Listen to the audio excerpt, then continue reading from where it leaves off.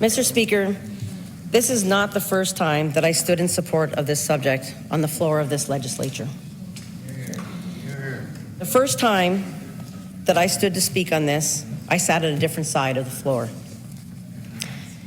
But it doesn't matter where you sit in this House, because there is not one member of this legislature that did not support and that disagreed with this piece of legislation.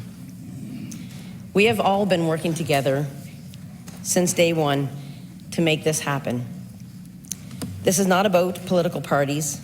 This is about a legacy as a result of a tragedy. From the first day this bill was introduced, there was 49 supporters working to get this across the line.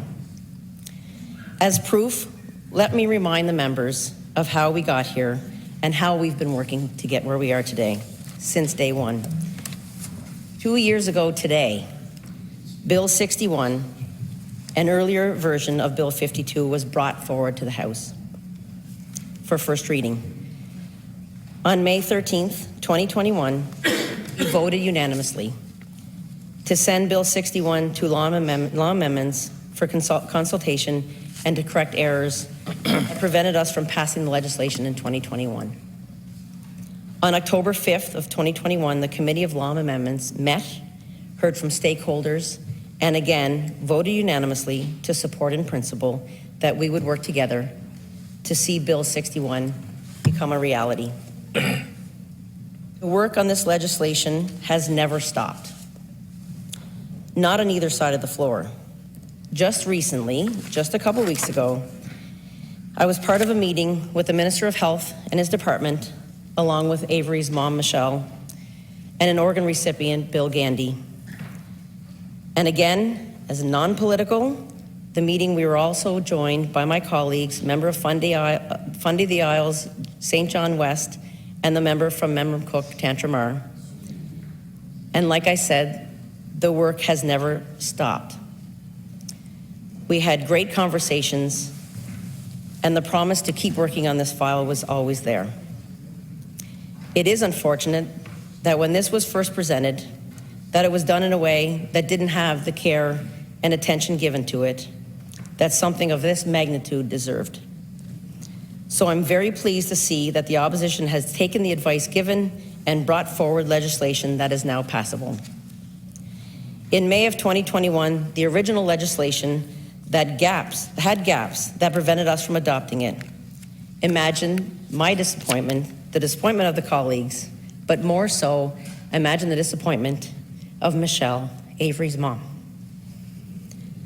If I have learned anything since taking on this position, it's the importance of getting legislation right, because the decisions that we make as legislators affects the lives of New Brunswickers. Plagiarism is something that is often quite criticized in our education system. However, in this circumstance, we are grateful that Nova Scotia did the heavy lifting for us. We were told by the official opposition in May of 2021 that Bill 61 mirrored Nova Scotia, the Human Organ and Tissue Donation Act. But to our disappointment, it did not.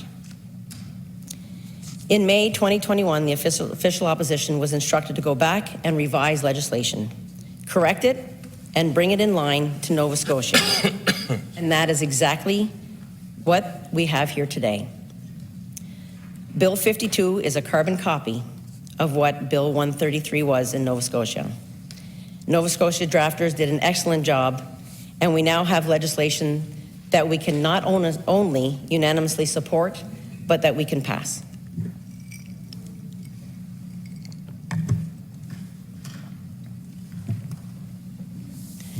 I don't stand here with a wealth of many years of political knowledge. Actually, I have very little understanding of the political world. But I came into this position wanting to do politics differently. I've said it from the beginning. And I came in here wanting to make a difference in people's lives. And that hasn't changed.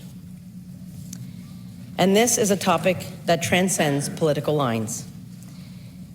And it's because it is something that has to be done. Now let's talk about the reason that we're here and what brought us to this point. This was not the origin of the opposition. This finds its origins in the heart of a grieving mom. It was with a broken heart that the family of Avery Ernest Boyd Astle announced his tragic passing on Sunday, April 21st, 2019, at the age of only 16, along with 3 of his great friends in a tragic accident.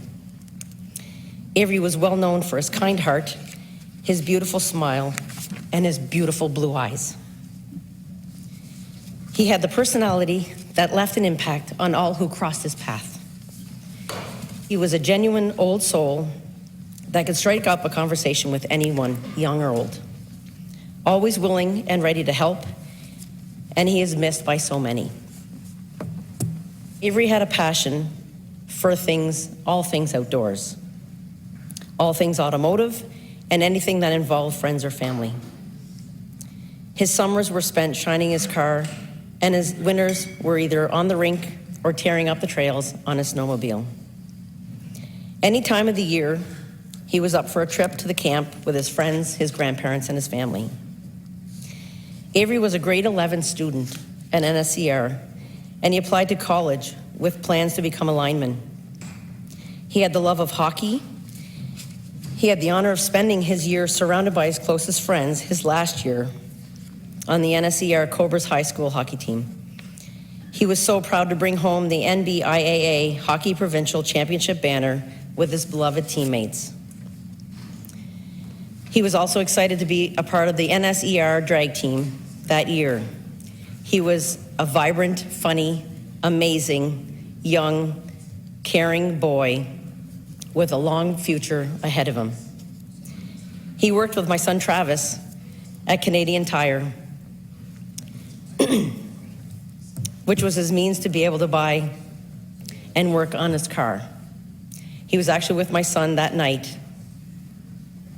as they left work together. Avery, you are so missed by everyone that knew you.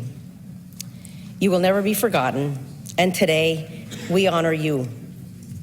And I am so proud to be able to do this for you and for your family. Avery's the son of Tyson and the son of Michelle.